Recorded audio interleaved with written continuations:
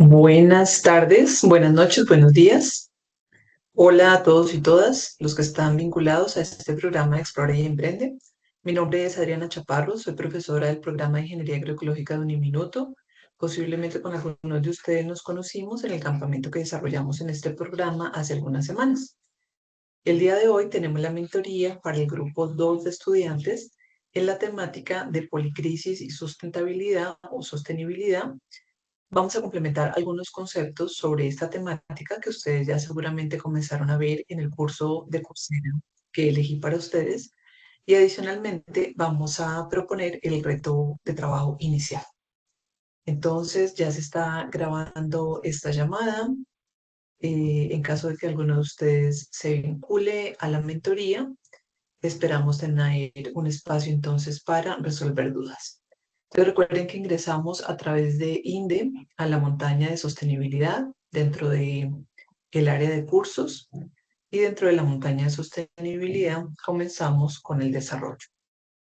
Recuerden que tenemos 3 circuitos o 3 entrenamientos. El primer entrenamiento o circuito comienza con el curso de Coursera, Introducción a la Sustentabilidad hacia un futuro posible. Este curso estoy segura de que les va a gustar mucho. Como su nombre lo dice, es apenas introductorio, pero en realidad logra presentar muchísima de la información que yo considero fundamental que ustedes conozcan, no solo como emprendedores o empresarios, no solo como jóvenes que están en esta generación que nos está comenzando a relevar a nosotros, la generación anterior, sino adicionalmente creo que son conceptos de información que debe tener a mano todo ciudadano.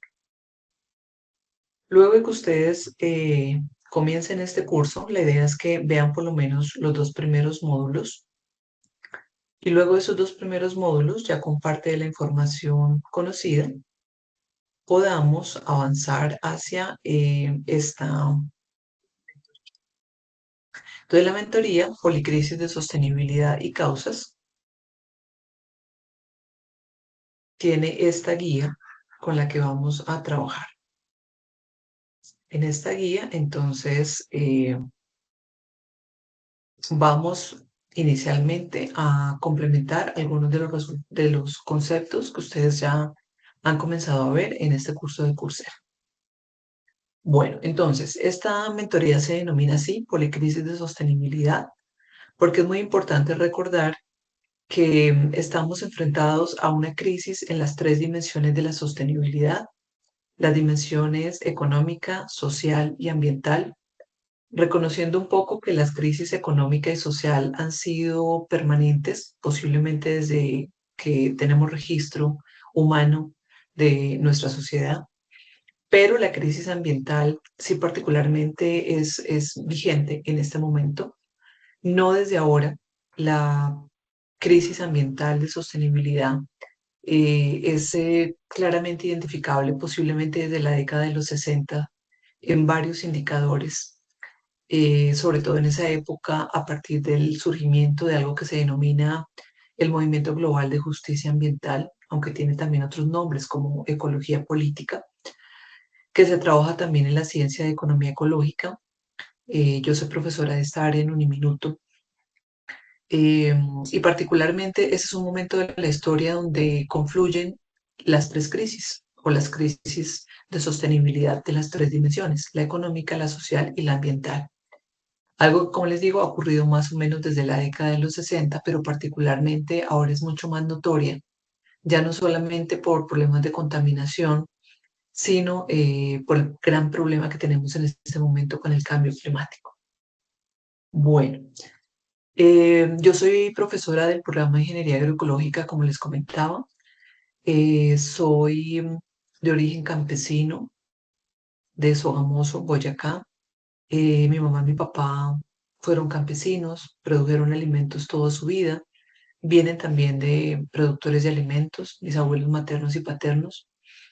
Am, Todavía yo conservo la granja familiar en la que todavía producimos alimentos, lo hacemos con enfoque agroecológico. Yo tengo formación como médico veterinario de la Universidad Nacional, pero mi maestría y mi doctorado son en el área de la agroecología, y los cursé en la Universidad de Córdoba, en España. He trabajado con emprendimiento desde hace unos 23 años, 24 años más o menos, y particularmente en esa área de emprendimiento en los últimos 13, 14 años, o un poco más, unos 15 años, he trabajado con mercados, inicialmente con mercados campesinos y más recientemente con mercados agroecológicos. Posiblemente fui una de las primeras personas en el mundo que asignó ese nombre a esa categoría emergente de mercados o de fenómenos que han ocurrido dentro de la agroecología. Soy emprendedora también, he participado más o menos de 5 empresas, solamente una de ellas a título individual, las demás han sido empresas asociativas de diversos tipos, de prestación de servicios básicamente, pero también he manejado como empresa mi granja agroecológica, empresa entre comillas, ya que el término empresa no es tan manejado en agroecología. Dentro del programa de Ingeniería Agroecológica de Uniminuto, en la sede principal que es en Bogotá, en la calle 80, me encargo de liderar todos los procesos de emprendimiento, apoyada por un área especial de la universidad dedicada a ese tema, pero también acompaño el curso de Economía Ecológica, que básicamente es una ciencia de la sostenibilidad, y acompaño otros cursos de orden ambiental relacionados con la sostenibilidad y también varios cursos de investigación. Adicionalmente, soy investigadora y desarrollo algunos proyectos de proyección social. Bueno, habiendo hecho esta breve introducción de mi hoja de vida, entonces espero que ustedes ya tengan una idea breve de que además de trabajar en ciencias agrarias, además de ser origen rural, eh, además de tener experiencia en emprendimiento, ser empresaria como tal desde hace muchísimos años, pues voy a acompañarlos en el desarrollo de esta montaña de sostenibilidad, pero quería que conocieran esos antecedentes míos para que sepan que comprendo muchos de los aspectos, de los fenómenos, de las situaciones que ustedes viven como emprendedores y empresarios aquí en Colombia. Entonces vamos a comenzar. Como les decía, un primer objetivo es complementar algunos de los conceptos que ustedes ya comenzaron a desarrollar en este curso de Coursera de Introducción a la Sostenibilidad. Como bien decían en el curso, si ya vieron esa parte, no vamos a entrar en la discusión de si el término correcto es sostenibilidad o sustentabilidad, pero más adelante se van a dar cuenta por qué trabajo con el concepto de sostenibilidad. Me parece que por el autor cuya definición yo utilizo, es muy claro el concepto que yo aplico. Bueno, vamos a comenzar complementando los conceptos de este curso de Coursera, retomando algunos elementos de la teoría de sistemas que la han visto ahí y de este concepto de sostenibilidad. El primero de ellos es que estamos en un planeta abierto en energía y cerrado en materiales. ¿A qué se refiere eso? Básicamente, según la teoría de sistemas, hay varias clasificaciones de los sistemas. Y si vemos a nuestro planeta Tierra como un sistema, una de las clasificaciones de tipologías nos permite determinar si esos sistemas son abiertos o cerrados. Y básicamente, en términos naturales o ambientales, el planeta y los sistemas naturales o ecosistemas se pueden, digamos, evaluar por dos aspectos principales. Aspectos relacionados a la energía, que es el campo de estudio de la física, y aspectos relacionados a los materiales, que es el campo de estudio de la química, que son esas dos ciencias básicas que nos permiten entender en gran medida el funcionamiento de nuestra naturaleza, de la cual nosotros hacemos parte. Um, Entendiendo que el planeta Tierra es un sistema abierto en energía, lo que quiere decir es que básicamente al planeta Tierra ingresa energía solar de manera permanente y sale energía solar. No toda la energía solar que ingresa queda en el planeta. Hay un permanente flujo de energía entre el planeta Tierra y el universo. Pero en general se considera que el planeta Tierra es abierto en energía porque, como les digo, entra permanentemente energía solar y sale permanentemente energía solar. En segundo lugar, el planeta Tierra es cerrado en materiales. Quiere decir que permanentemente no están ni ingresando ni saliendo materiales de la Tierra. Y se considera así porque la cantidad de meteoritos o asteroides que llegan a la Tierra, así como la cantidad de satélites que podemos expulsar o de naves y otros dispositivos que podemos expulsar de la Tierra al universo, son en pequeña cantidad frente a lo que ocurre con la energía. Por eso se considera que nuestro planeta es cerrado en materiales. Si tuviéramos permanentemente ingreso de materiales del espacio en forma de asteroides o meteoritos, habrían más seguido procesos de extinción de especies, de destrucción de territorios, como ya ha ocurrido en otras eras de la humanidad. Esta comprensión de que el planeta Tierra es un sistema abierto en energía y cerrado en materiales nos permite determinar, en primer lugar, que el planeta es finito.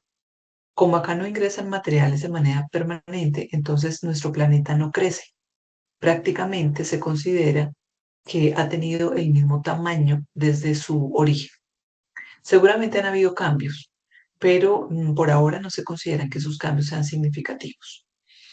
Por lo tanto, se considera que hay un equilibrio dinámico en el planeta, o sea, que los materiales que están presentes en el planeta se van moviendo de lugar a lugar, pero han sido los mismos en toda la historia del planeta Tierra.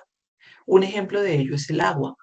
Y para aclarar un poquito este concepto de que el planeta es finito y no crece y que hay un equilibrio dinámico de sus materiales, cuando hablamos del agua no podemos decir que el agua se va a acabar en el planeta Tierra. A lo que nos referimos en realidad es que el agua potable se acabó o se va a acabar. Pero en realidad la cantidad de agua que hay en el planeta Tierra es la misma desde el origen, solo que a veces está disponible en algunos lugares del planeta y en otros no. En segundo lugar, comprendiendo esta idea de que el planeta Tierra es abierto en energía y cerrado en materiales, nos ayuda a comprender que los materiales que tenemos en el planeta son limitados, o sea, que no tenemos cantidades ilimitadas de fósforo, de nitrógeno, de oxígeno, de agua, etcétera.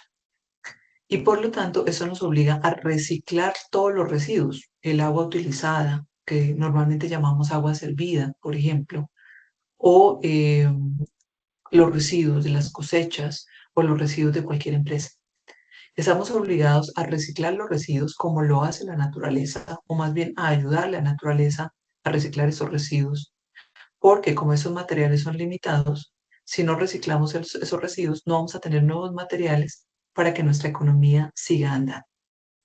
En términos de la energía, es importante comprender que aunque es abundante porque entra de manera permanente, a pesar de eso, también es es un elemento limitado. Por lo tanto, aquí este concepto nos ayuda a comprender que no vamos a tener la energía disponible de manera permanente. Me explico. Aunque entra energía solar permanentemente y gracias a esa energía solar se creó la biomasa que hoy en día conocemos como combustibles fósiles, petróleo, carbón, gas. Esa energía, en esas formas, en este caso particular del ejemplo, combustibles fósiles, se considera que es disponible de manera limitada. O sea, no tenemos nosotros cantidades ilimitadas de petróleo, carbón o gas en este planeta. Son limitadas. En algún momento se van a acabar. Y claro, se pueden volver a producir, pero para eso se necesitan milenios de tiempo. En segundo lugar, también tenemos que comprender que aunque la energía es abundante, pero limitada, por esa misma razón, se puede volver tóxica en términos de los residuos de esa energía, del uso de esa energía. Nos referimos acá como ejemplo concreto, siguiendo el caso de los combustibles fósiles, a los residuos derivados de esos combustibles fósiles cuando los utilizamos. Por ejemplo, al carbono o a otras sustancias químicas que se consideran emisiones durante el uso de estas energías fósiles. Cuando utilizamos demasiadas energías fósiles en un tiempo relativamente breve para la naturaleza y no le damos tiempo a la naturaleza de reciclar esos residuos, se vuelven tóxicos, como en este caso, en el cual tenemos una calidad del aire bastante deficiente, en parte por esas emisiones de esos combustibles fósiles, pero también teniendo como ejemplo el cambio climático, que es una evidencia de toxicidad en la atmósfera o en el ecosistema natural de los residuos del uso de esos combustibles fósiles. En tercer lugar, comprender que la Tierra es un planeta abierto en energía y cerrado en materiales nos recuerda que es una casa común, utilizando las palabras del Papa Francisco, que debe compartirse con los demás seres vivos. Esto es difícil de entender para la mayoría de la gente porque casi siempre tenemos una visión antropocéntrica de nuestro bienestar y pensamos en que las personas tenemos que estar bien, pero no pensamos en que nuestro bienestar depende de las plantas y animales y sobre todo que las plantas y animales también tienen derecho a vivir y a estar bien. Entonces debemos recordar que esta casa común, que es la que nos alimenta a todos los seres vivos, la que nos da la vida a todos los seres vivos, es compartida entre plantas, animales y seres humanos. Y eso no debe cambiar por algunas ideas de base que vamos a ver más adelante. Entonces, estos tres elementos derivados de este concepto de la teoría de sistemas de un planeta abierto en energía y cerrado en materiales, nos llevan a comprender que el planeta puede ser sostenible. No es que es sostenible en este momento, sino que puede ser sostenible, pero no con la sociedad actual. Refiriéndonos a la sociedad actual, al tamaño de la población y a su paradigma o modelo económico que está basado en el productivismo y el consumismo. Estos dos conceptos, cuando ustedes vean palabras como estas que tienen el sufijo ismo, se refieren a un nivel exagerado o a una condición exagerada de ese concepto. O sea que nos referimos a una producción exagerada de bienes y servicios y a un consumo exagerado de bienes y servicios. Y ese es el paradigma económico que nos domina, un paradigma económico capitalista de la abundancia, eh, que es el que ha determinado que en este momento nuestra sociedad no sea sostenible porque no solo somos demasiadas personas, sino que consumimos demasiado. Acá tenemos esta pequeña fórmula que la vamos a apalancar con unos conceptos que vamos a ver más adelante. Entonces, acá podemos decir que la sostenibilidad de la sociedad es igual a la biocapacidad menos la huella ecológica. Si esta resta es mayor a 1, o sea, la biocapacidad es mayor que la huella ecológica, tendremos una sostenibilidad de nuestra sociedad. Mientras que nuestra sociedad es insostenible si nuestra biocapacidad es menor a la huella ecológica. Y eso lo vamos entonces a comprobar con estos datos. Estos datos derivan de una plataforma que se llama Footprint Network, que es la red global de la huella ecológica. Ustedes en esta plataforma pueden encontrar estos mapamundos y mucha más información sobre este tema. Primero vamos a hablar entonces de la biocapacidad. La biocapacidad básicamente es la producción biológica de un área, de un territorio que suma diversos ecosistemas. Pueden ser pastos, cultivos, bosques, mar productivo, superficie artificializada, o sea, ciudades, o degradada.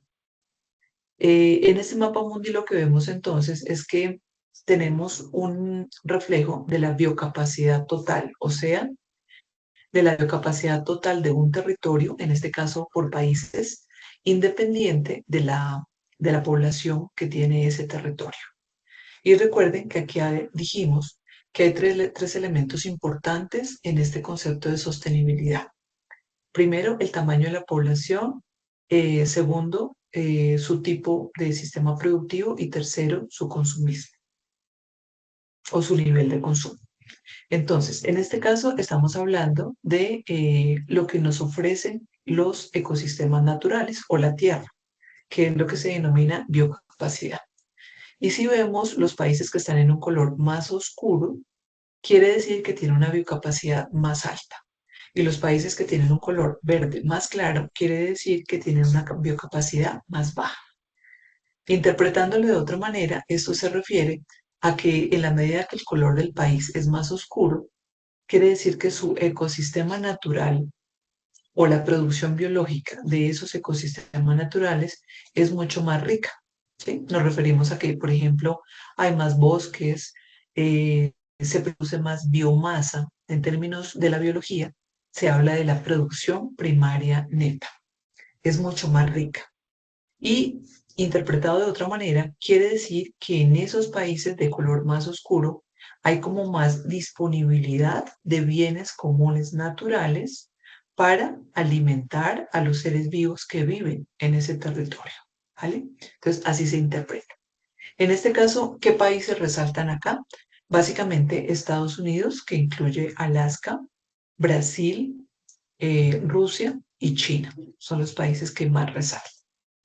Pero ahora vamos a ver qué pasa cuando esta biocapacidad total se mide por persona y no por país. O sea, teniendo en cuenta como el total de biocapacidad dividido por los habitantes de ese país o de ese territorio. En ese caso, entonces, cuando ya tenemos en cuenta el tamaño de la población, los países de los que hablábamos ahorita ya no resaltan por su biocapacidad por persona, lo que quiere decir que tiene poblaciones demasiado grandes para lo que ofrece su territorio y seguramente poblaciones que consumen demasiado. A diferencia de los países que resaltan en el indicador de biocapacidad por persona, que son sobre todo cuatro en Latinoamérica: Bolivia, Surinam, las dos Guyanas y un país en África. Entonces, estos cuatro países básicamente tendrían la característica de que tienen unos ecosistemas naturales muy ricos, pero sobre todo tienen una población suficientemente pequeña o de un tamaño apropiado para lo que ofrece su territorio. Entonces, acá un primer elemento súper importante es que para poder ser sostenible nuestra sociedad, tenemos que asegurar que nuestro territorio nos ofrezca los recursos necesarios para la vida de los seres vivos que lo habitamos. Pero adicionalmente, no podemos permitir que nuestra población y que nuestro consumo consuma o que nuestra población consuma más de lo que nos ofrece ese territorio. Dicho de otra manera, nuestras poblaciones en tamaño y en consumo deberían adecuarse o adaptarse a lo que nuestro territorio nos ofrece. No deberíamos tener todos los mismos paradigmas de consumo. Por ejemplo, que todos pretendamos comer carne 3 veces al día, los 7 días de la semana, sobre todo si es carne bovina, que es ambientalmente muy costosa de producir, o leche, quesos, etcétera, o todos tener una casa gigante, un vehículo, porque nuestro territorio seguramente no nos puede ofrecer las mismas cosas a todos. En segundo lugar, tenemos este concepto complementario que es la huella ecológica. Acá vamos a hacer el mismo ejercicio. Tenemos la huella ecológica total, que básicamente se mide por países. En este caso, esos son los territorios que estamos evaluando. La lógica es la misma: el país que tenga el color naranja más oscuro es el que tiene más huella ecológica, pero en este caso este concepto es negativo, porque la huella ecológica se refiere al impacto ambiental de la demanda humana de los ecosistemas. O sea, qué tanta área de tierra o agua ecológicamente productiva utilizamos los seres humanos para generar los recursos o bienes comunes necesarios y para asimilar los residuos producidos por las personas, de manera que se nos asegure nuestra vida y bienestar. Dicho de otra manera, la huella ecológica mide lo que los seres humanos consumimos de esos ecosistemas naturales. Entonces, si evaluamos en este caso qué países del mapa mundi son los que más consumen esos ecosistemas naturales en su territorio, nuevamente está Estados Unidos, nuevamente está China, pero ya en este caso llega India a sustituir a Rusia y a Brasil, que eran dos de los países con más biocapacidad.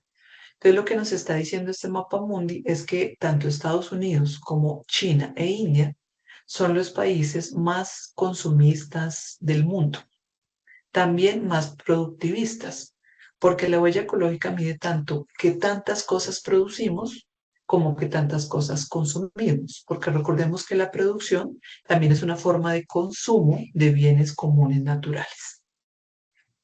En parte en Estados Unidos se entiende porque el consumismo es grandísimo, a pesar de que su población este año creo que no supera los 300 millones de personas. Mientras en India y China China también tiene pues un territorio grande, pero particularmente estos dos casos, India y China, se refieren sobre todo al tamaño de su población. Entre estos dos países, fácil, podemos encontrar cerca de 2.800 a 3.000 millones de personas, que es una proporción bastante importante del total de la humanidad. Vamos a ver ahora la huella ecológica por persona. Entonces recordemos que aquí hacemos lo mismo, tomamos la huella ecológica por país y la dividimos en el número de habitantes que viven en ese país. Entonces acá lo que vamos a ver es en promedio qué tanto consume y produce un habitante de ese país. Nuevamente el color más oscuro representa aquellos países con mayor huella ecológica. Sigue estando presente Estados Unidos, pero ya aparecen Canadá, un país árabe, un país asiático, Australia, en el caso de Oceanía, y aquí hay dos países europeos, pero no estoy muy segura de si abarcan los colores más oscuros.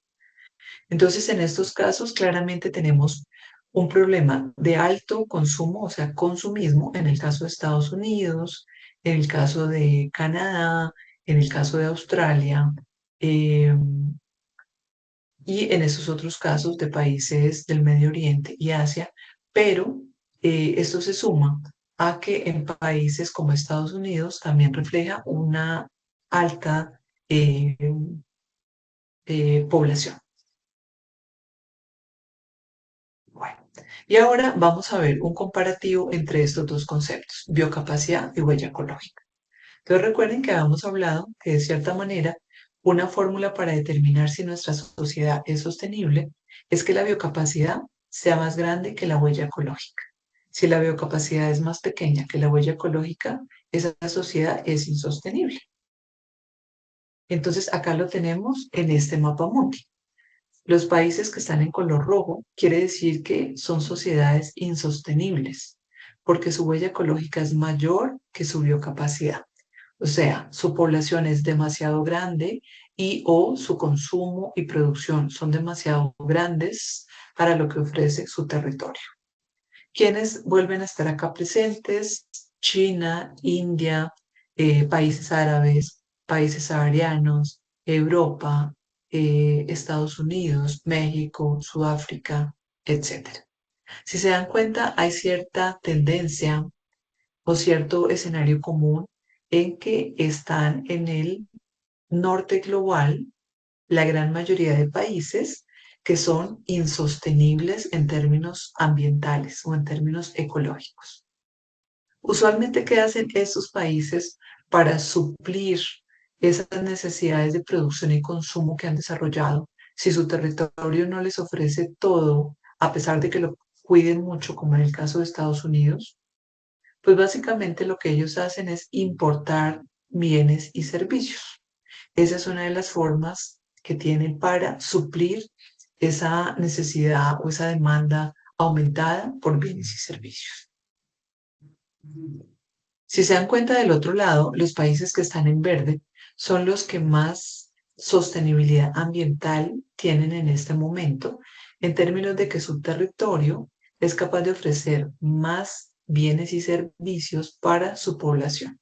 Entonces acá tenemos una proporción importante de Latinoamérica, algunos países de África, un poquito en esta parte de Asia y Europa, un poco Canadá, pero mayormente Latinoamérica.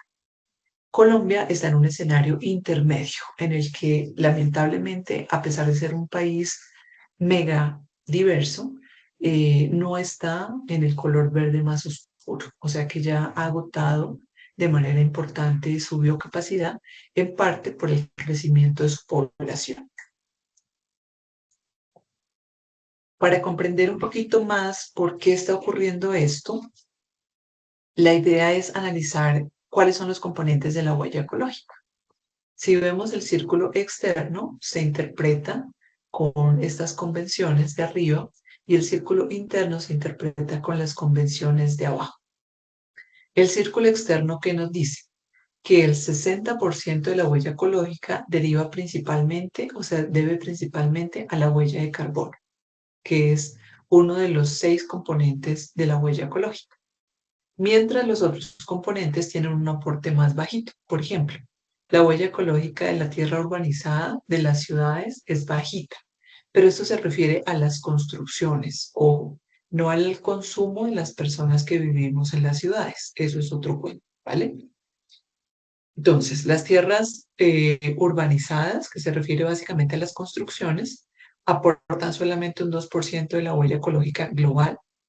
La huella de las zonas de pesca, o sea, el consumo de pescados y otros alimentos de origen marino, corresponde al 3% de la huella ecológica.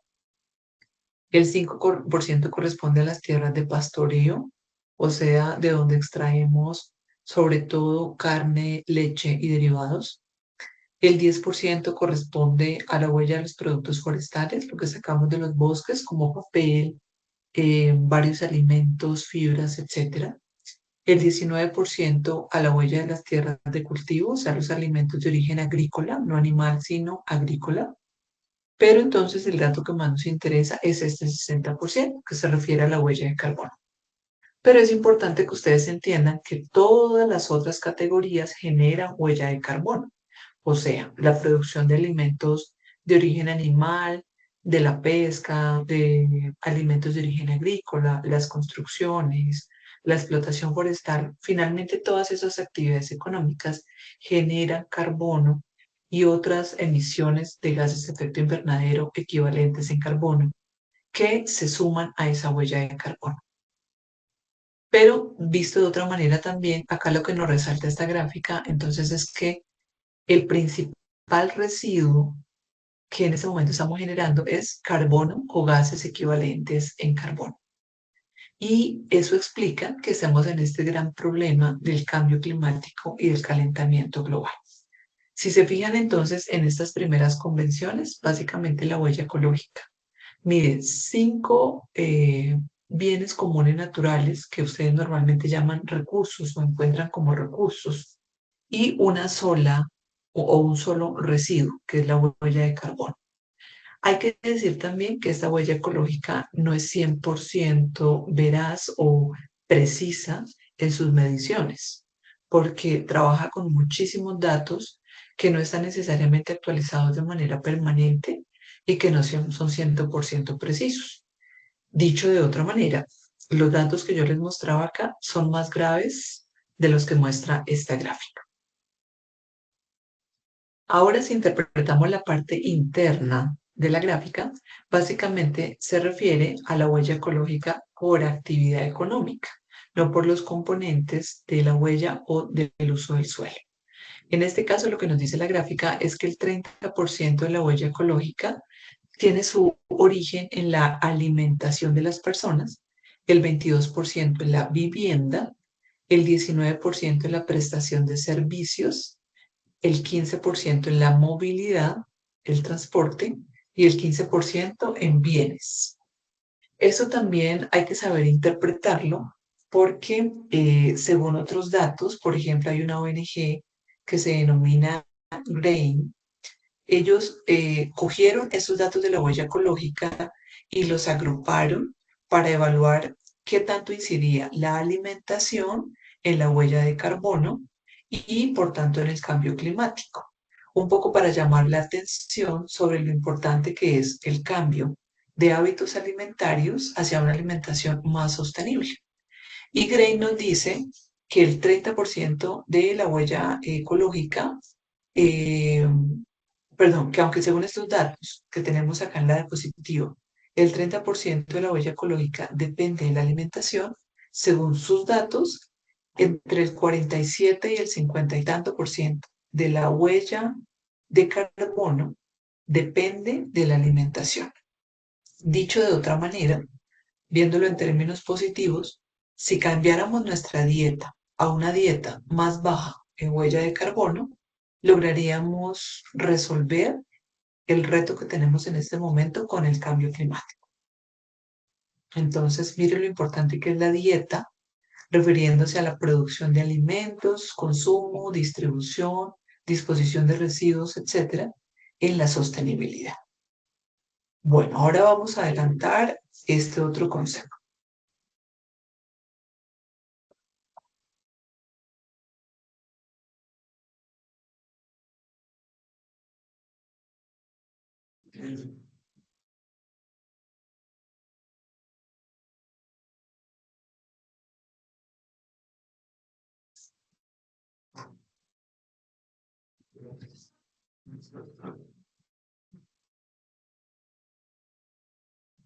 Voy a quitar la cámara para mejorar la calidad de la llamada y reducir un poco el peso de la grabación.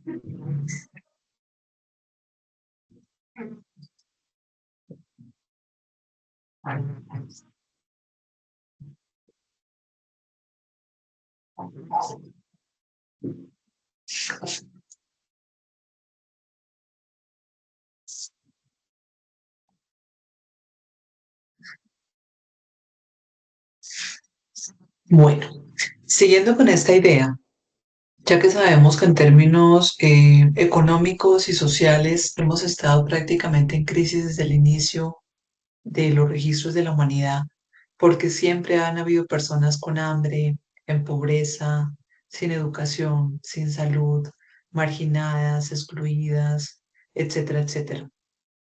Y teniendo claro que particularmente en esta época, aunque desde hace varias décadas, se juntaron a esas crisis económica y social, esta crisis ambiental, de la cual les acabo de dar evidencias a través de esos conceptos de biocapacidad y huella ecológica, vamos a analizar ahora si es válido ser sostenible solamente en términos socioeconómicos, que es lo que se denomina en la definición que yo utilizo de sostenibilidad, la sostenibilidad débil. Para eso les presento acá estos datos del Índice de Desarrollo Humano más reciente, que es del 2023-24.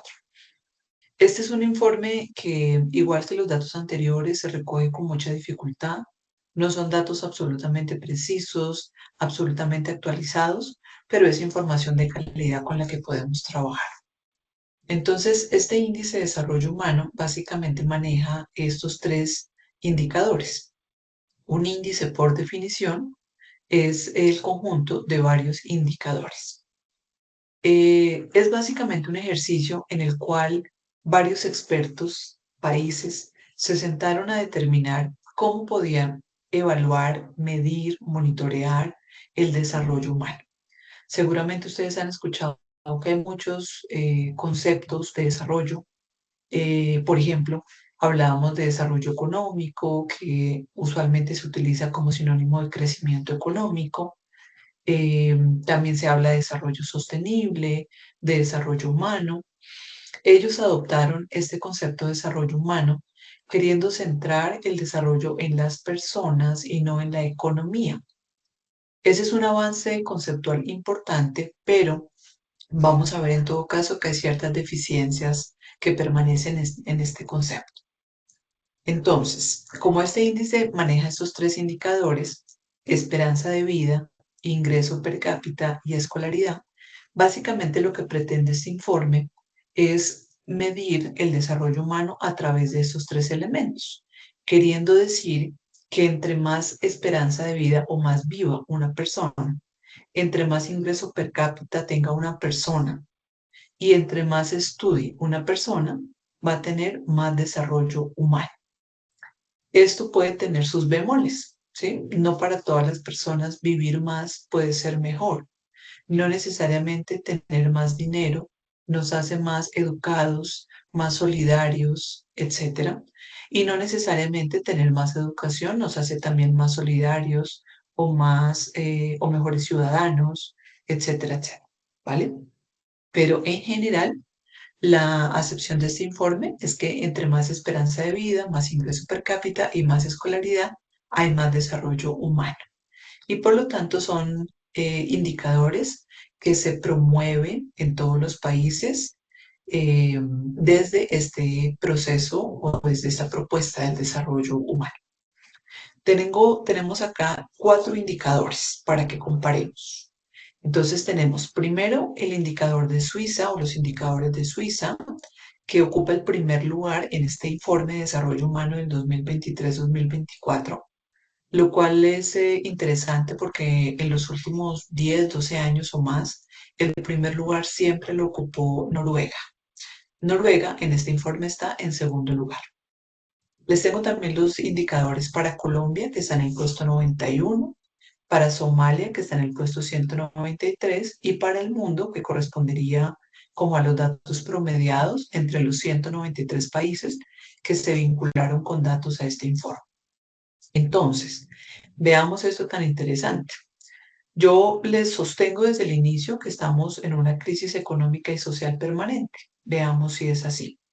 Suiza tiene un promedio de esperanza de vida para el periodo de tiempo que seguramente correspondió al año 2022, o sea, posiblemente los datos son del año 2022 o 2021 para poderlos presentar en el año 2023-2024. Y para ese momento, los suizos en promedio vivían 84,3 años. Los colombianos vivíamos 73,7 años, los somalíes 56,1 años. Recordemos que este es un país desértico, y en el mundo vivíamos en promedio 72 años. Entonces Colombia está muy cercano a este promedio mundial, mientras que Somalia está significativamente lejos de la esperanza de vida del mundo, de los colombianos o peor aún de los suizos. Entonces acá vemos una evidencia de cómo yo les sostengo esta idea de que hay una crisis económica y social, en este caso, por esperanza de vida, por esa gran inequidad en la esperanza de vida entre los diferentes territorios del mundo. En segundo lugar, tenemos el ingreso per cápita. Entonces, en promedio, para ese momento, los suizos ganaban 69.433 dólares, que equivalen más o menos a 330, 350 millones de pesos por año en promedio por cada suizo. En Colombia, el ingreso era de 15.000 dólares en promedio por año, que equivale más o menos a unos 57, 60 millones de pesos por año. En Somalia era de apenas 1.072 dólares por año, equivalente más o menos a unos 4.300.000 pesos. Y en el mundo, también muy parecido el dato al de Colombia, más o menos era de 17.254 dólares.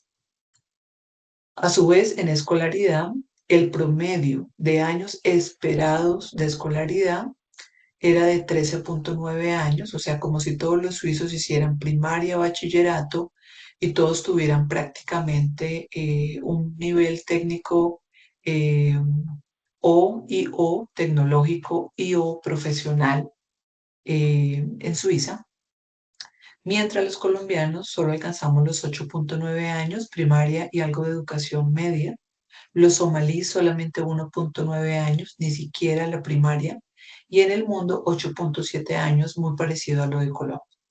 Entonces, ¿qué podemos resaltar acá? Primero, la evidencia del desarrollo abrumador que ha tenido Suiza, del bienestar socioeconómico que tiene Suiza, social en términos de escolaridad, de esperanza de vida, económico en términos del ingreso per cápita. Eh, Resaltar también que Colombia está más o menos en los promedios globales, entonces no estamos ni mal ni bien, pero desde luego siempre podríamos estar o mejor o peor. Resalta también lo mal que está Somalia en todos los aspectos, y resaltaba yo que este es un país desértico porque esto incide significativamente en su bienestar, porque su biocapacidad es muy baja, pero también recordar que Somalia viene de un proceso de décadas de una dictadura, de intervención internacional, de guerra civil, etcétera, etcétera. Entonces, de un proceso político y social con mucha inestabilidad. Bueno, entonces en este caso lo que vemos es que hay países como Suiza que serían sostenibles socioeconómicamente hablando, países como Colombia que tienen una situación aceptable, países como Somalia que no son sostenibles socioeconómicamente o que su población no tiene bienestar, reflejada en estos tres indicadores. Vamos a complejizar un poquito más la discusión. Y es, si a esos tres indicadores del índice de desarrollo humano, para estos tres países y para el mundo, ponemos comparativamente estos datos de biocapacidad y huella ecológica, veamos qué tenemos. Estos datos nos dicen que Suiza tiene una huella ecológica muy alta. Entonces, Suiza era el país en esta otra diapositiva con mayor desarrollo humano en términos sociales y económicos. Pero contrariamente es el país de estos tres evaluados, no el que tiene menor biocapacidad, pero sí tiene una biocapacidad baja, o sea, sus ecosistemas naturales en este momento no son tan ricos. En segundo lugar, tiene una huella ecológica muy alta, la más alta de los cuatro países y el mundo, lo que determina que los suizos son muy productivistas y muy consumistas y en último lugar, Suiza tiene la huella de materiales más alta entre los tres países y el mundo, que es de 33,6 toneladas por persona. Comparativamente, Colombia sigue estando en los promedios, con una huella material intermedia entre Suiza y Somalia, con una biocapacidad, eso sí, mucho más alta que cualquiera de los otros países del mundo, y con una huella ecológica que es intermedia entre Suiza y Somalia y un poco parecida a la huella ecológica del mundo.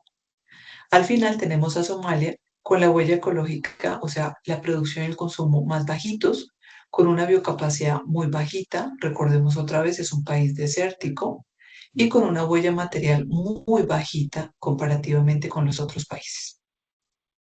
¿Cómo podemos relacionar entonces estos seis indicadores? Estos tres demuestran que Suiza es un país con un gran desarrollo humano en términos sociales y económicos, pero ese logro lo obtiene gracias a haber posiblemente deteriorado su territorio, pero no estamos seguros porque yo no soy experta en Suiza, así que no sé si esta biocapacidad es natural en su territorio o si fue que ellos deterioraron su territorio natural. Pero de lo que sí estamos seguros es que este desarrollo socioeconómico Suiza lo logró a partir de una gran producción y consumo. O sea, es claramente un país productivista y consumista. ¿Eso está bien o está mal? Está mal en el sentido de que están deteriorando, según esos indicadores en teoría, están deteriorando o su territorio o otros territorios. Su territorio si solamente vivieran con bienes y servicios producidos en Suiza, pero sabemos que no es así. Entonces, muy posiblemente están deteriorando otros territorios porque se están apropiando de bienes de otros países para poder solventar no solo las necesidades, sino ya esas demandas, digamos que consumistas y productivistas de su población, lo que se evidencia claramente a través de su huella ecológica y su huella material. Comparativamente, en cambio, Colombia está en una situación promedio de desarrollo humano o de desarrollo socioeconómico o de sostenibilidad socioeconómica y lo logra aún a pesar de lograr mantener su biocapacidad más o menos en niveles muy atractivos en realidad para lo que tienen otros países en el mundo y manteniendo una huella ecológica no tan alta a pesar de que su población ha crecido significativamente y además manteniendo una huella material no tan alta. De otro lugar, en otro lado, Somalia está en una situación de sostenibilidad socioeconómica o de desarrollo humano muy bajito. Y esto ocurre en parte porque son un país desértico con poca biocapacidad, que también además esa biocapacidad ha sido esquilmada por la misma pobreza de la gente, aunque esta posiblemente no es la causa principal de esa baja biocapacidad. Pero además tiene una huella ecológica bajita y una huella material bajita, o sea que su capacidad de producción y de consumo es bajita. Normalmente ocurre que los países ricos, como Suiza, son muy productivistas, muy consumistas. Los países pobres son poco productivistas, poco consumistas. Entonces, aquí encontramos una relación directa entre que no siempre, pero usualmente, un gran desarrollo humano o una sostenibilidad socioeconómica con este paradigma de tener muchas cosas, producir muchas cosas, consumir muchas cosas, va de la mano con una insostenibilidad ambiental. Entonces, estos países ricos son en gran medida los causantes de la insostenibilidad ambiental global, porque vemos que de sus territorios no pueden obtener todo lo que necesitan, por lo tanto lo obtienen importando bienes y servicios de otros territorios. Esta gráfica nos lo representa mucho más claramente. Entonces, básicamente en esta gráfica lo que hacemos es comparar la huella ecológica, pero acá ya la presentamos en otra unidad, el número de planetas Tierra, para hacer una representación mucho más clara para las personas de qué tan bien o mal estamos en sostenibilidad ambiental. Y comparamos este indicador de sostenibilidad ambiental, que es la huella ecológica, con el índice de desarrollo humano, que lo veíamos antes, está representado por esperanza de vida, nivel de escolaridad o años de escolaridad e ingresos per cápita. ¿Y qué encontramos entonces en este caso? Esta gráfica se divide en 4 cuadrantes o en 4 partecitas por estas líneas punteadas. Los países que están ubicados en esta parte superior derecha que estoy señalando con el cursor serían los países que tienen una mayor huella ecológica y un mayor índice de desarrollo humano. O sea, ahí seguramente está Suiza. Son los países más ricos que tienen mejor en términos de bienestar a su población, pero que también son los que más impacto ambiental negativo generan. De otro lado están los países que están en el lado totalmente opuesto, los que están en el cuadrante inferior izquierdo, que estoy señalando con el cursor. Esos serían los países con una huella ecológica muy bajita, o sea que su gestión ambiental es buena, pero que también son muy pobres. Seguramente su población no tiene un buen nivel de desarrollo humano. Y usualmente también, como decimos, esos elementos están relacionados, o sea, no tienen un buen nivel de desarrollo humano porque son muy pobres.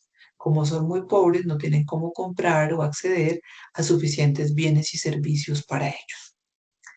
En las otras esquinas están países en una situación intermedia. Entonces veamos, por ejemplo, a estos.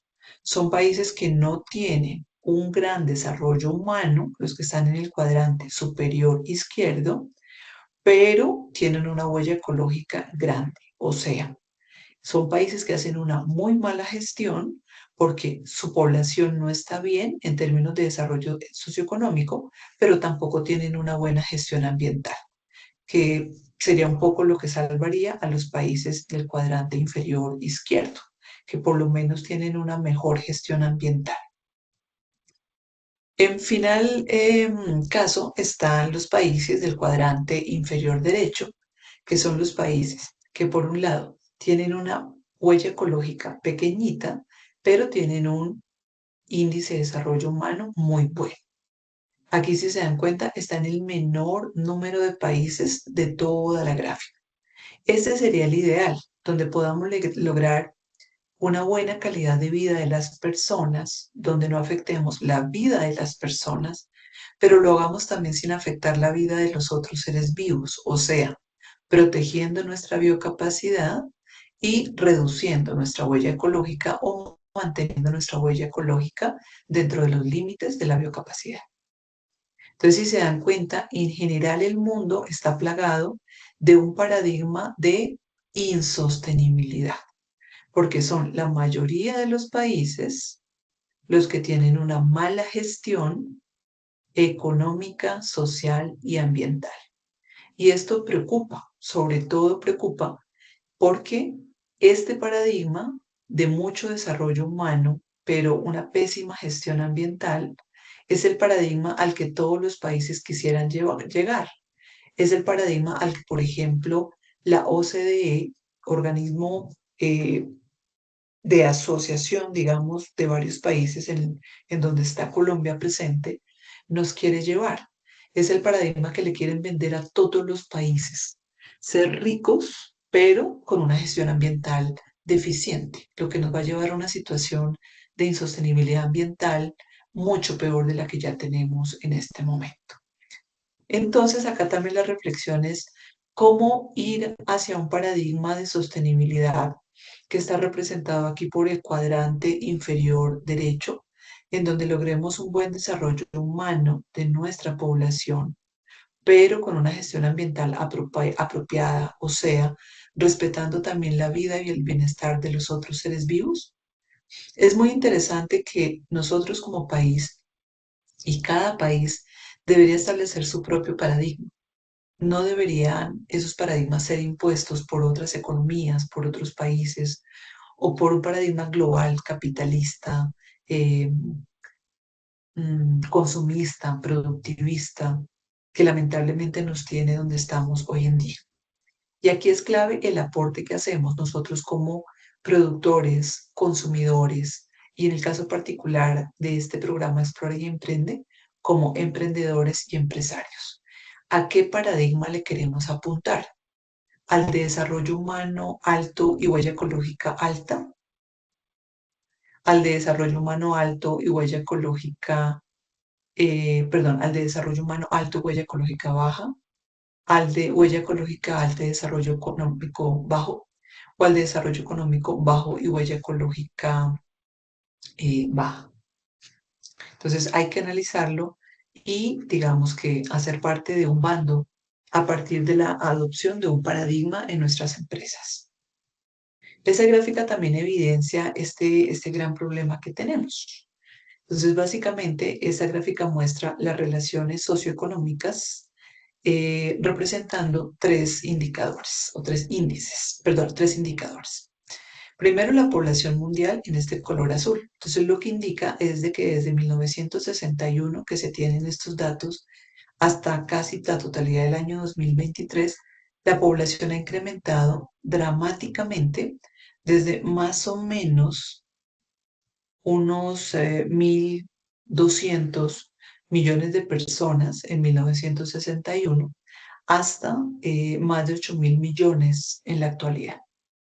Esto preocupa porque cuando hablábamos de la biocapacidad, que es la capacidad que tienen los ecosistemas naturales de ofrecer bienes y servicios para la vida y bienestar de los seres vivos, particularmente de las personas, porque ese análisis de biocapacidad y huella ecológica es muy antropocéntrico, así como el de desarrollo humano, desde luego, indica que entre más personas seamos, menos bienes y servicios de la naturaleza hay para cada persona. O sea, entre más personas seamos, más tenemos que distribuirnos esos bienes y servicios que hay, ¿vale? Es primera cosa a tener en cuenta.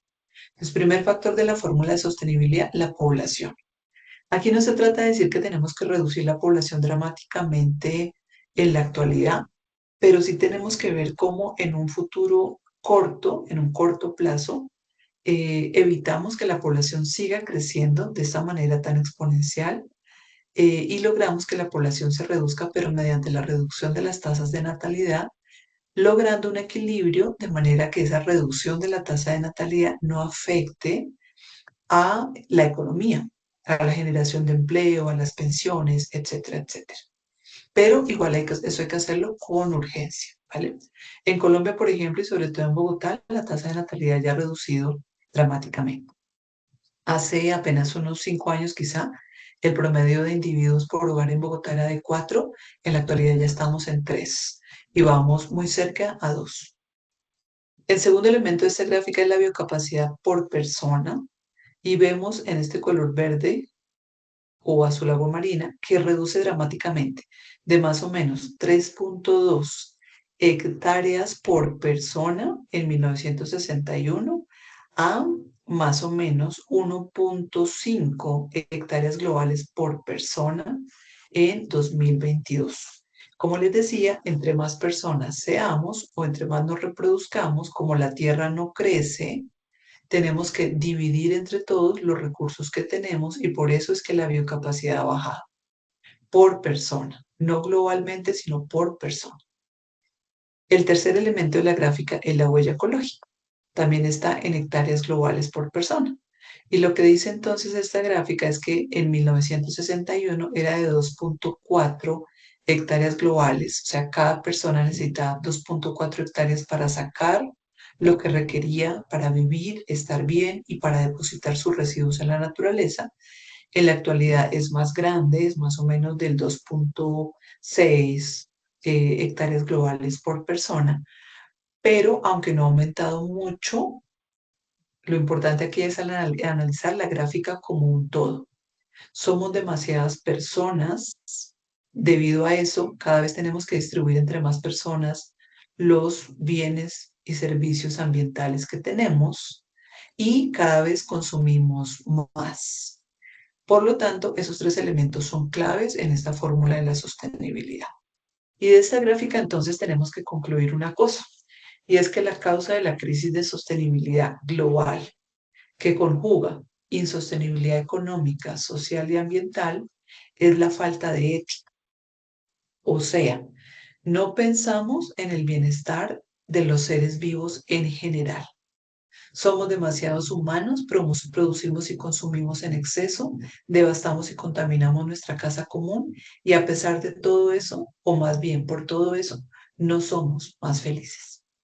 Pero lamentablemente nos ha quedado difícil salir de esa rueda infinita, de ese círculo infinito de la productividad, el productivismo y el consumismo para pasar a un paradigma de sostenibilidad.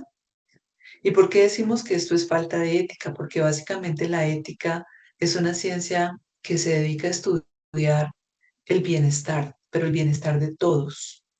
Y si reconocemos en todos, no solo a los seres humanos, sino también a los animales y a las plantas, que son los otros seres vivos con los que compartimos esta casa común, pues obviamente tenemos que aceptar que no solamente no pensamos en el bienestar de nosotros mismos como individuos, porque el cambio climático nos está afectando como individuos, porque la contaminación ambiental nos está afectando como individuos, pero tampoco prestamos atención al bienestar de los otros seres humanos, porque con nuestras acciones también afectamos la salud, la vida de las otras personas y mucho menos pensamos en el bienestar de las plantas y animales. Los vemos como recursos de los cuales nos abastecemos, no los vemos como seres vivos que también tienen derecho a vivir y a vivir bien. Bueno, vamos ahora a pasar al reto de este primer entrenamiento.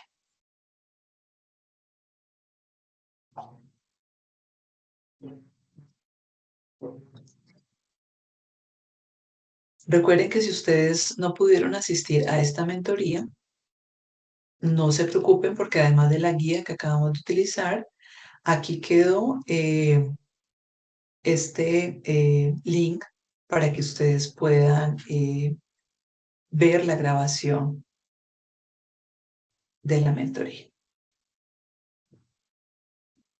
Y acá vamos a ver entonces y vamos a hablar del reto que tienen para este primer entrenamiento. Recuerden que en la montaña de sostenibilidad tenemos 3 entrenamientos o 3 circuitos y dentro de esos 3 entrenamientos o circuitos tenemos un reto en cada uno de ellos y estamos en este primer circuito o entrenamiento en el cual tenemos como reto el siguiente.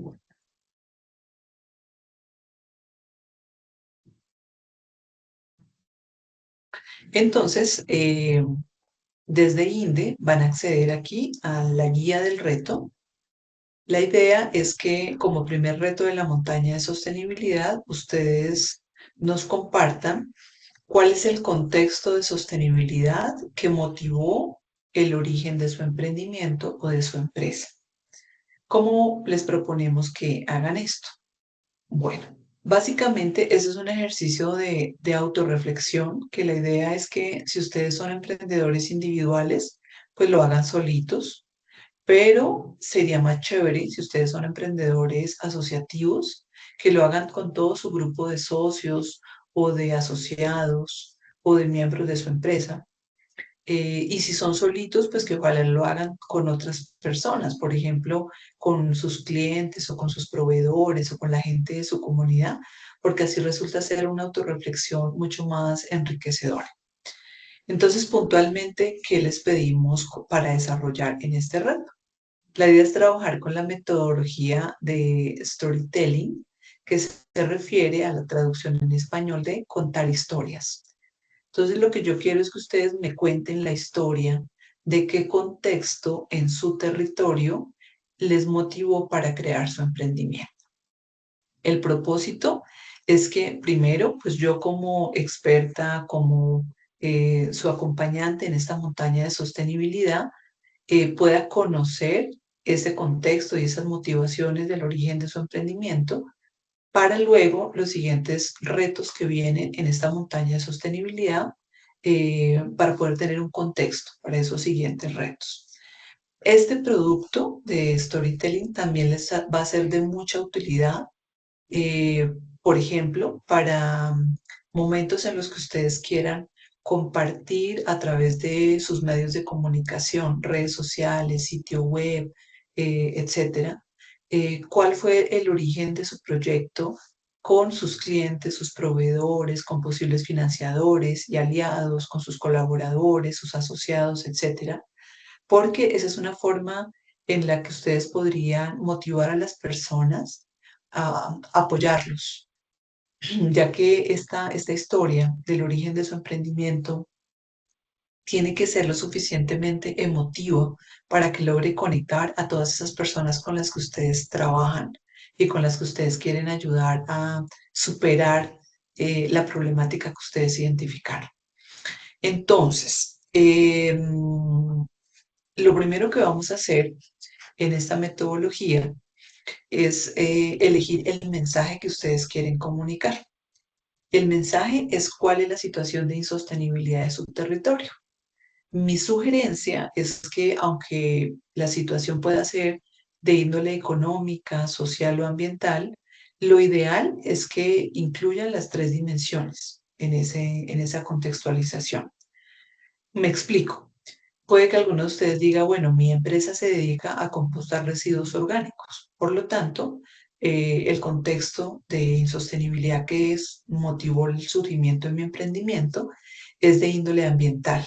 O sea, la gente no utilizaba los residuos sólidos orgánicos, esos residuos iban directo al relleno sanitario o al botadero del municipio o del pueblo, y eso estaba trayendo un problema de vectores, lixiviados, malos olores, y pérdida de todos los nutrientes que estaban en esos residuos sólidos orgánicos, ¿sí? Ese es un ejemplo.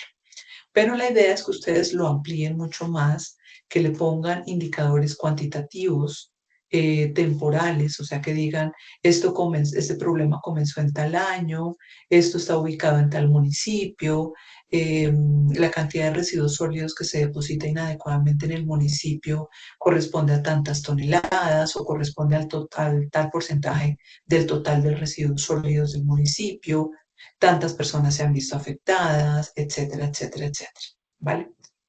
Y como les decía, mi sugerencia es que lo amplíen también a los aspectos sociales y económicos. O sea, ustedes en este ejemplo también podrían decir que esta problemática ambiental generaba también problemas sociales, porque los malos olores, lixiviados y vectores estaban afectando a las familias que vivían cerca o que viven cerca a ese relleno o botadero. Eh, También puede ser un problema económico en términos de que esas personas tenían que o tienen que gastar dinero en controlar ellos mismos los vectores o los malos olores si el municipio no está actuando de manera apropiada, etc. Entre más completo, mejor descrito, con todas esas características de temporalidad, de datos cuantitativos y cualitativos, utilicen para su mensaje, va a quedar mucho mejor esta historia, este storytelling, y va a transmitir y a conectar mucho más a todos sus colaboradores, a sus aliados, a todas las personas interesadas en su proyecto. En segundo lugar, tienen que decidir cómo van a contar la historia, ¿vale? Esto es supremamente importante. Lo voy a tratar de colocar acá en presentación de diapositivas para ver si podemos ver este recurso. Entonces, contar la historia se refiere a por dónde van a comenzar ustedes a contar la historia. ¿Qué tan dramática puede ser la forma de contar la historia? ¿Quién va a contar la historia? ¿Una persona que se puede considerar víctima o afectada por ese contexto problemático? ¿O ustedes como emprendedores? ¿O lo mejor sería que la contara un niño, una mujer, una niña, un hombre, un anciano, un joven? ¿O lo mejor sería que los protagonistas sean animales o sean empresas? ¿Sí? Hay muchas formas de contar las historias. Podemos comenzar contando algo negativo y terminando con algo positivo, que es su proyecto, o podemos utilizar otra estrategia muy común en la comunicación, que es la estrategia sándwich, así la denomina mi esposo, que es que uno comienza con un concepto negativo, o sea, ¿cuál es el problema? Perdón, uno comienza con un concepto positivo, o sea, una situación bonita de alguna manera. Luego seguimos con el problema, que es la situación negativa, el concepto negativo, y luego terminamos con el concepto positivo, que sería su emprendimiento. La idea también es que la historia se cuente de manera muy concreta, que sea muy sensible o que genere sensibilidad, pero que no sea muy extensa, ¿vale? Les sugiero muy importantemente tratar de ver este recurso que se llama La Isla de las Flores, que me parece una manera extremadamente creativa de contar la historia.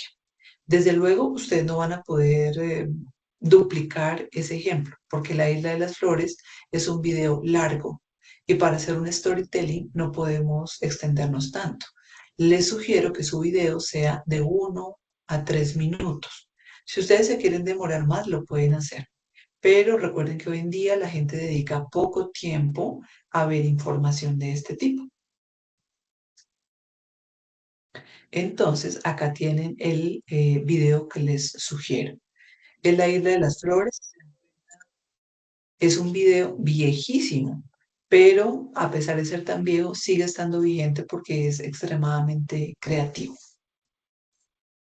El tercer paso en la metodología es decidir el público y el objetivo. Acá obviamente no tienen que seguir los pasos en este orden extremo. Yo de hecho sugeriría que primero identifiquen el público y el objetivo de su storytelling. Porque si ustedes identifican que su público son, por ejemplo, líderes o funcionarios públicos, pues eso les va a permitir determinar qué mensaje contar y cómo contarlo. Entonces, lo mejor es siempre comenzar por el público y el objetivo. Entonces, obviamente, la idea aquí es que decidan a quién van a llegar.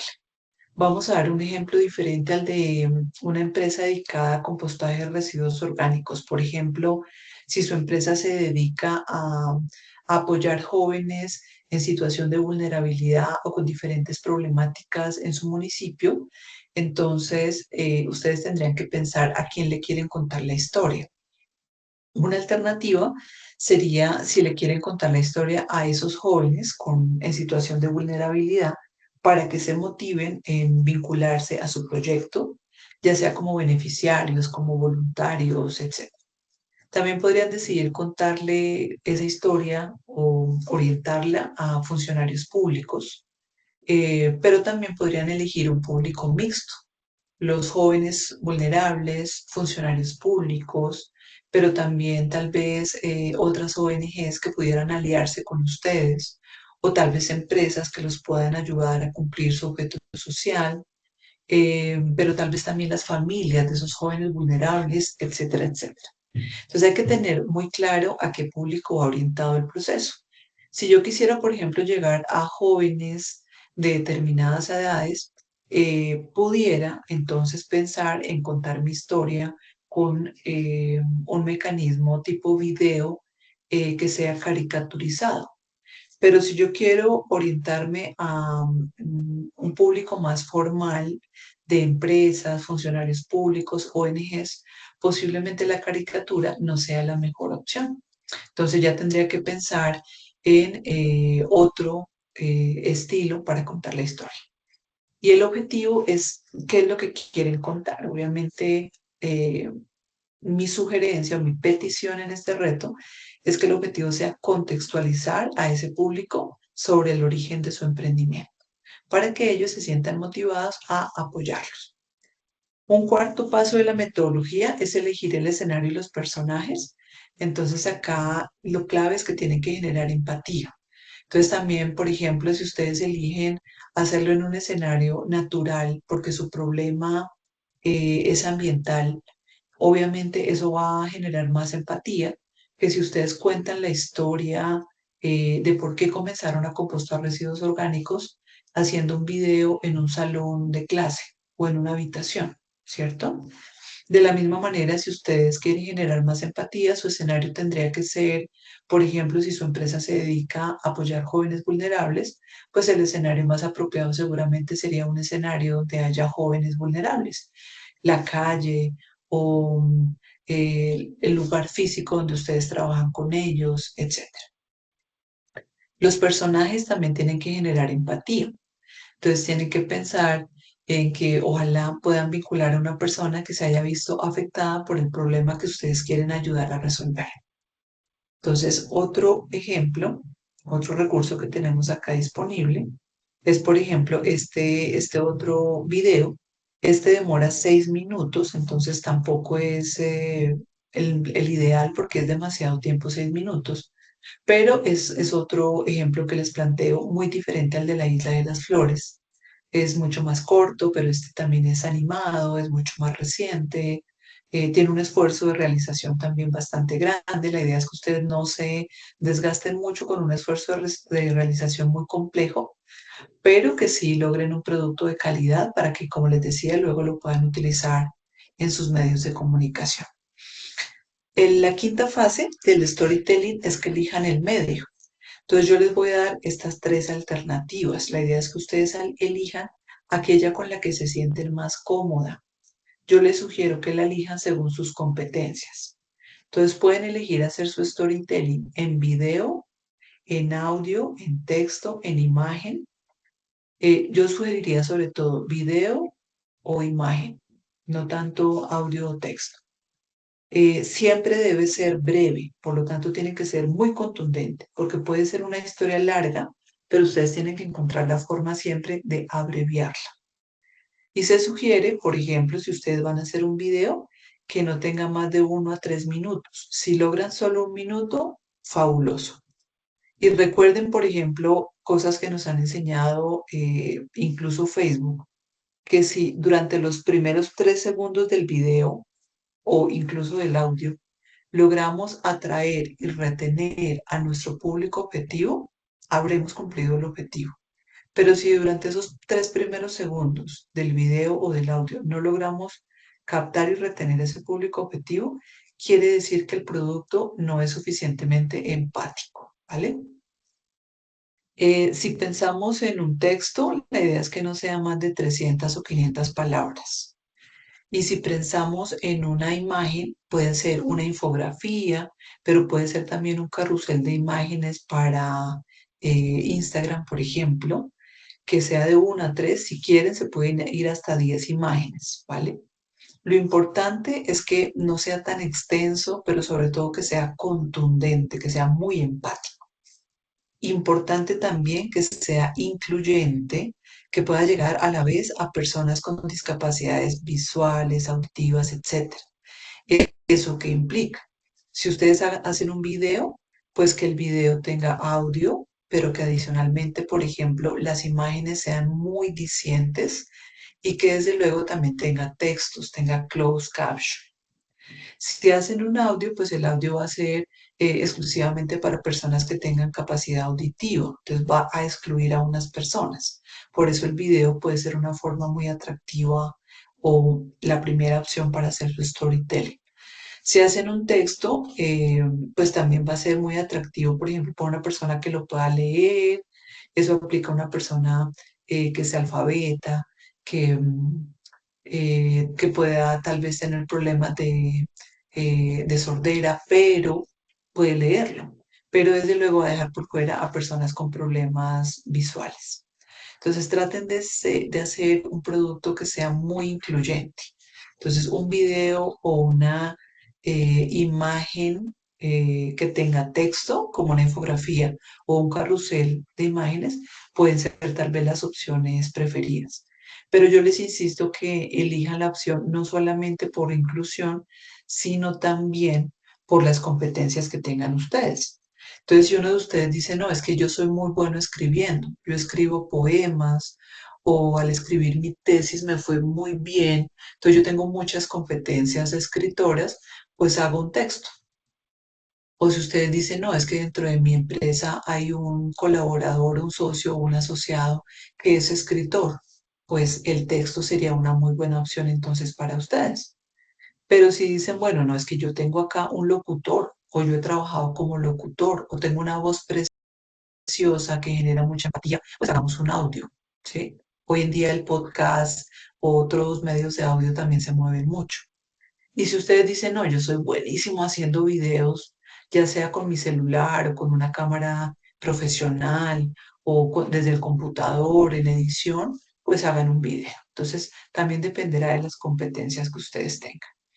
Recuerden que hoy en día tenemos acceso gratuito hasta cierto límite de herramientas de Canva, de Adobe Express. También tenemos acceso a imágenes gratuitas con FreePic, a varias plataformas parecidas a esas en donde ya se utiliza incluso inteligencia artificial para hacer varios productos de diseño gráfico, o de realización audiovisual.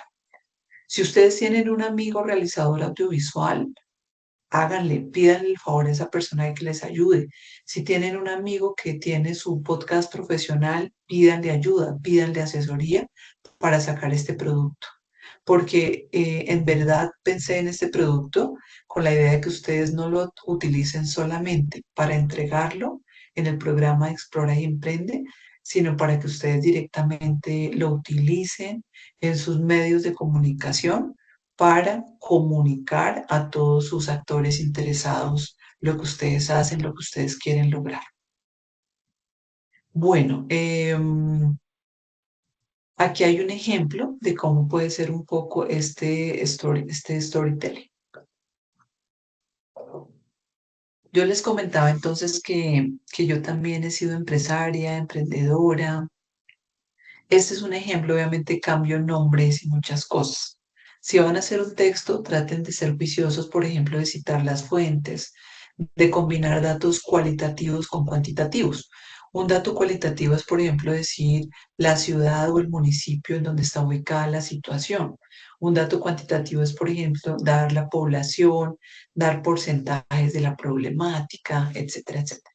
La combinación de datos cuantitativos y cualitativos, la utilización de datos actuales, vigentes, pero también confiables, por ejemplo, que vengan de periódicos reconocidos, de la alcaldía, de fuentes oficiales como los ministerios, como las Naciones Unidas, el Banco Mundial, ONGs reconocidas, es muy importante para generar confianza.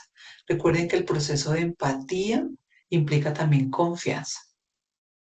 Entonces, por ejemplo, acá yo les cuento, yo vivo en Tangamandapio junto con otras 139.999 personas. Aquí hay muy pocas fuentes de empleo formal. Solo el 3% de quienes tienen edad de trabajar tienen un salario con un contrato laboral y ganan por lo menos un salario mínimo y prestaciones sociales. Por lo que la mayoría de la gente vive con poco dinero, especialmente en la zona rural, aunque no es tan malo porque esta es considerada la ciudad más barata del país. La educación también es mínima, solo el 50% de los adultos superó el bachillerato, etcétera. Ahí yo le puedo meter más datos que den cuenta de la situación y como se dan cuenta estoy combinando datos económicos, sociales, ambientales. De otro lado, la alimentación de la población es muy deficiente. Se reporta un 51% de sobrepeso, 20 de cada 1.000 personas sufren de hipertensión o diabetes y cada vez hay menos agricultura. se ha reducido en un 2% anual el área y los agricultores y cada vez ellos usan más agroquímicos.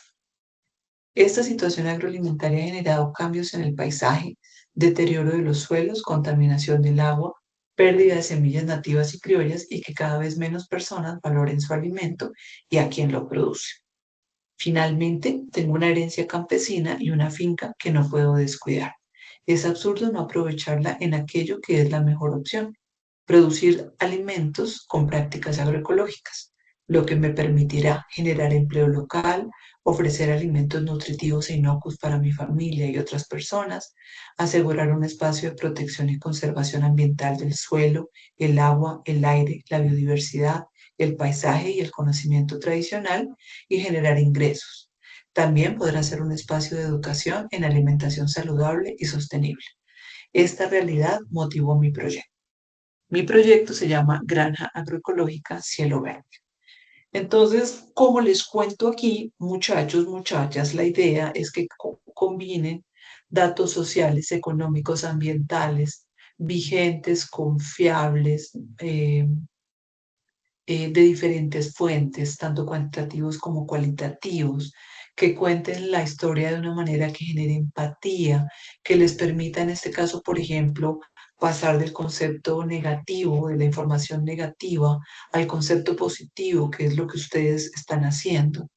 Eh, y incluso es una muy buena estrategia si ustedes primero hacen un texto de este tipo, con el conocimiento que ya ustedes tienen, la experiencia que ustedes tienen, pero también haciendo una pequeña revisión de literatura.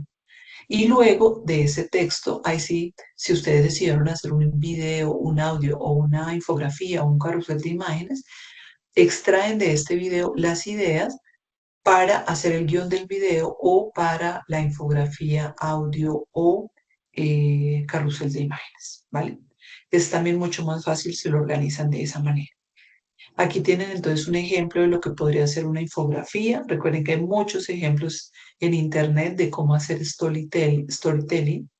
Si ustedes tienen entonces esta capacidad de dibujar, miren lo chévere que sería esta forma.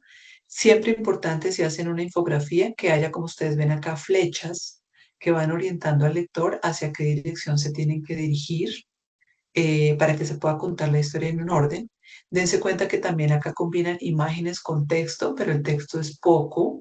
Dense cuenta que combinan datos cualitativos con datos cuantitativos, etcétera, etcétera. Si quieren hacerlo en texto, entonces acá, por ejemplo, tienen este formatico que lo pueden utilizar o pueden guiarse en este ejemplo que les dejé acá, donde no tengo separado cada párrafo del contexto ambiental, social, económico, como acá, sino que se presenta en el orden que ustedes consideren. El territorio del cual tienen que contextualizar lo deciden ustedes. El territorio puede ser su vereda, puede ser su finca, puede ser su casa, puede ser su municipio, puede ser su departamento, su país. Ustedes lo deciden, ¿vale? Eso depende de para ustedes hasta dónde quieren llegar en esa contextualización. Entonces aquí están las instrucciones, queridos y queridas chicos y chicas. Ya saben que vamos acá. Cuando ya tengan listo su storytelling, entonces acá colocan el enlace, lo envían y nos vemos en la siguiente mentoría del circuito de entrenamiento 2 la siguiente semana. Les deseo un buen resto de semana, les deseo que todo les salga muy bien y les mando un gran abrazo.